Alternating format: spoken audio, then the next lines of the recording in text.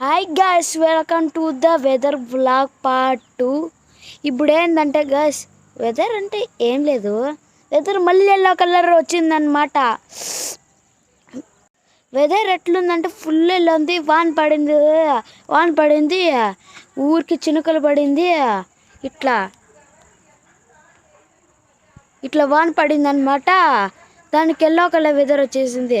ఇప్పుడు టైం వచ్చేసి 6:17 అనమాట. 6:17కి బీ కొట్టగాట్లో వెదర్ ఇట్లుందనమాట. చూడండి వెదర్ ఇట్లుందనమాట. మీకు ఇప్పుడు ఒక టూర్ చేసి చూపిస్తాను అనమాట. వెదర్ చూసేయండి.